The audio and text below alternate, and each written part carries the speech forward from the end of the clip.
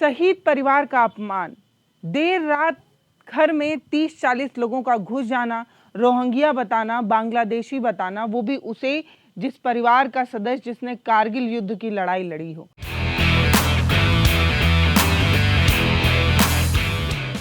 हमें एक अलग तरीके की छटपटाहट है। एक समुदाय विशेष को अवैध घुसपैठी करार दे देना है, चाहे उसका परिवार कितनों सालों से देश की सेवा कर रहा हो, चाहे उसने अपने खून से इस माटी को सींचा हो, लेकिन हमें फर्क नहीं पड़ता।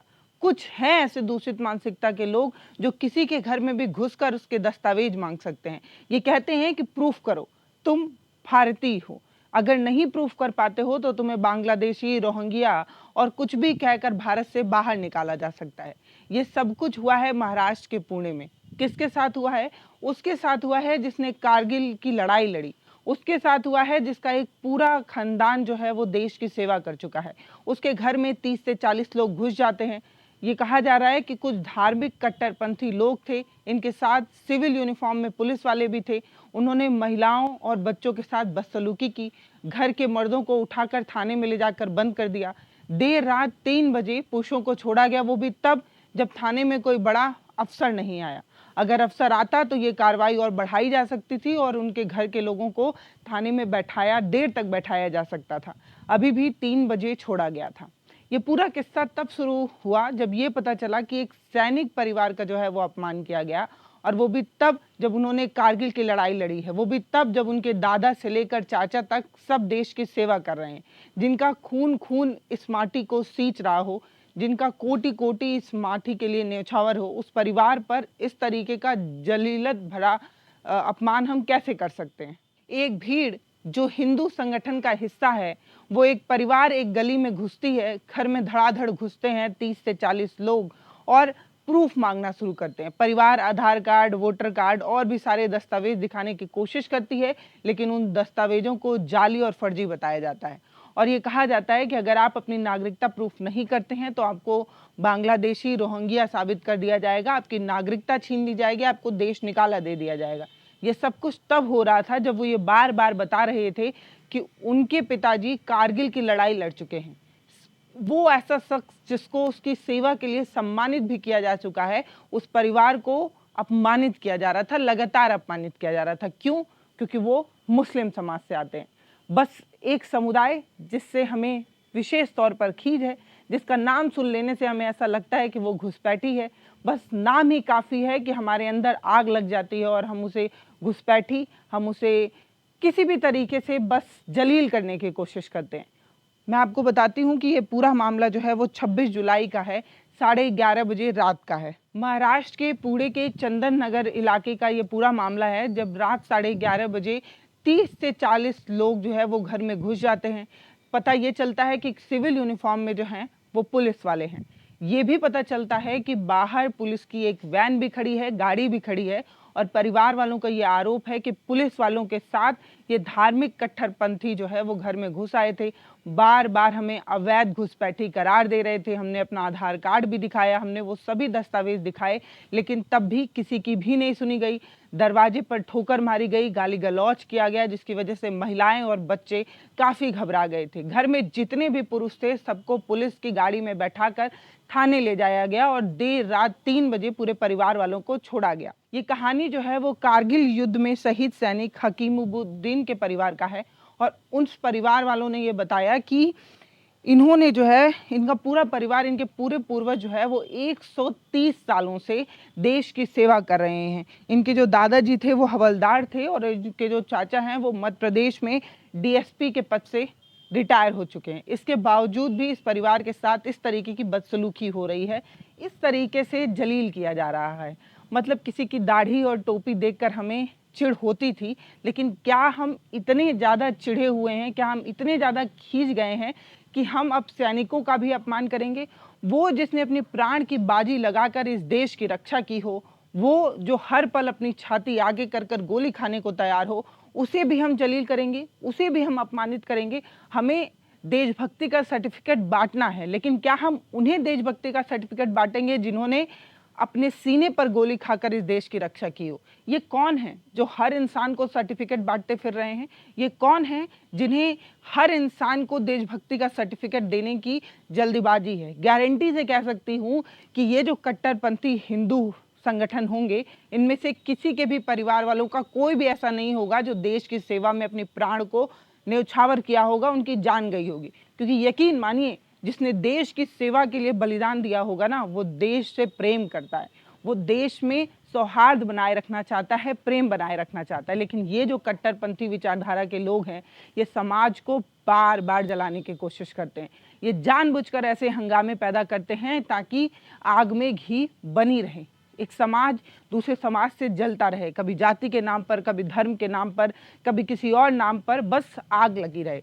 ये लोग कभी नहीं चाहते कि देश में शांति, सुकून, अमन, चैन बना रहे और एक भाई दूसरे भाई से प्रेम करता रहे, चाहे वो हिंदू हो चाहे मुस्लिम हो। ये कट्टरपंथी लोग चाहते हैं कि हमारे देश में लड़ाई हो, हम अपनी रोजी रोटी को छोड़कर धर्म और जाति की लड़ाई में लड़ते रहें। अब मैं थोड़ा सा इनका इतिहास बताना चाहती हूँ। ये जो हकीमुद्दीन हैं, इन्होंने देश की सेवा में अपने प्राण तक निछावर किए। ये बताया जाता है कि इन्होंने 1999 में जो कारगिल युद्ध हुआ, उस लड़ाई में इन्होंने अपनी जान तक दे दी थी देश की सेवा के लिए। 18 गढ़वाल राइफल में ये तैनात थे। इनकी वीरता के लिए इन्हें सम्मानित भी किया जा चुका है। उस परिवार को जलील किया जा रहा है, आप ये समझिए। ये पूरा परिवार जो है वो मूल रूप से उत्तर प्रदेश के प्रतापगढ़ का रहने वाला है, लेकिन अभी ये 1960 से पुणे में रह रहे हैं, जहाँ पर महाराष्ट्र के पुणे में, जहाँ पर ये विवाद हुआ था। देर रात एक भीड़ वहाँ पर आती है और उनके साथ पुलिस भी तैनात होती है। जब पूरा मामला पुलिस वालों से नज़रिए से समझने की कोशिश की जाती है, तो इस बात की पुष्टि होती है कि उन्हें एक टिप मिली थी, जिसमें ये बताया गया था कि इस कॉलोनी में बहुत सारे बांग्लादेशी रोहिंग्या रहते हैं और उन्हीं की शिनाख्त के लिए ये टुकड़ी, हिंदू संगठन और पुलिस की टुकड़ी जो है, उस इलाके में छापेमारी करने गया था।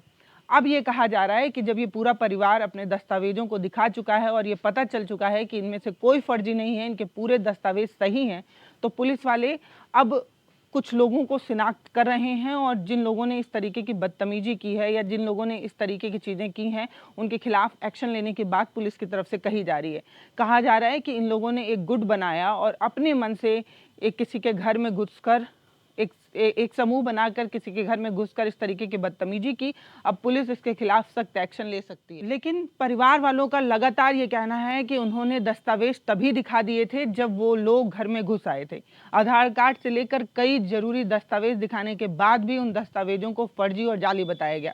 परिवार वालों का ये भी कहना है कि उनके साथ जो पुलिस वाले आए थे, वो हम पर दबाव बनाते रहे, हमारे साथ बदतमीजी करते रहे और ये भी कहा कि शिकायत दर्ज ना कराएं।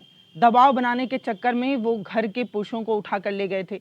परिवार वालों का ये भी कहना है कि हिंदू संगठन को छोड़िए, पुलिस भी इस तरीके की बदतमीजी में पूरा सहयोग देती रही। ये बात बिल्कुल सही है कि देश के संसाधनों पर, हमारी मिट्टी पर हमारे लोगों का हक है, हमारे नागरिकों का हक है।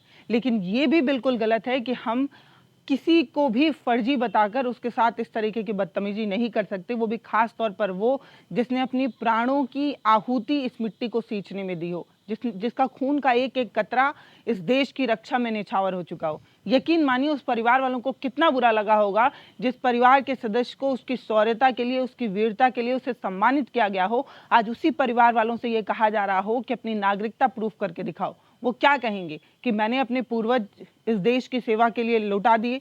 उन महिलाओं से, उस शहीद की पत्नी और उस बच्चे से जब इस तरीके की बदसलूकी होगी तो वो क्या सोचता होगा। एक तो मेरे पिता ने इस देश की सेवा के लिए अपनी जान दे दी और आज मुझे ही अपने देश की नागरिकता, आज मुझे ही इस देश का नागरिक होने के लिए दस्तावेज मांगे जा रहे हैं। शर्म आनी चाहिए। शर्म इसलिए भी आनी चाहिए कि जिन लोगों ने भी अपने प्राणों की आहुति दी थी, ये सोच कर दी थी कि जब वो इस देश में नहीं रहेंगे, वो इस धरती पर नहीं रहेंगे, तो हम सब मिलकर उन्हें अपनाएंगे, उनका सम्मान करेंगे, उनके परिवार की रक्षा करेंगे। यकीन मानिए एक सोल्जर जब किसी बॉर्डर पर खड़ा होता है, वो देख रहा होता है कि वो दुश्मन की गोली का शिकार हो सकता है, लेकिन तब भी वो पीछे नहीं मुड़ता। तब भी वो अपने सीने पर गोली इसलिए खा लेता है क्योंकि उसे यकीन होता है कि जब वो नहीं होगा, जब वो शहीद हो जाएगा, तो पूरा देश उसके परिवार को अपनाएगा, पूरा देश उसके परिवार को एक शहीद की पत्नी के नाम पर सम्मानित करेगा। लेकिन हम क्या कर रहे हैं? हम उस परिवार को जलील कर रहे हैं, अपमानित कर रहे हैं, उससे उसकी नागरिकता मानकर उसे बार बार इस चीज़ का एहसास दिला रहे हैं कि भले ही तुम्हारे पिता ने देश के लिए जान दी हो, लेकिन तुम मुसलमान हो। भले ही तुम्हारे पिता ने खून से इस माटी को सींचा हो, लेकिन तुम मुसलमान हो।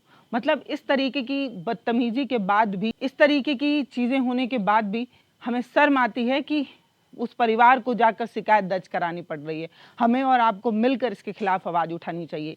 इसलिए भी आवाज़ उठानी चाहिए क्योंकि किसी भी संगठन को इस चीज़ की इजाज़त नहीं है कि वो किसी के घर में घुसकर उसकी नागरिकता प्रूफ करे। ये गृह मंत्रालय का काम है, वो कर सकता है। आपको किसी ने इजाज़त नहीं दी है कि 30-40 की संख्या में कुछ दबंग, कुछ हुड़दंग किसी के घर में घुसकर, किसी की लॉबी में घुसकर उससे उसका दस्तावेज, उससे उसका प्रूफ मांगे। कौन दे रहा है आपको ये इजाज़त, ये दबंगई करने के लिए? कौन दे रहा है आपको ये इजाज़त इस तरीके की बदसलूकी करने के लिए? इन सभी दबंगों के खिलाफ एक्शन होना चाहिए। इनको इनकी हैसियत पता चलनी चाहिए।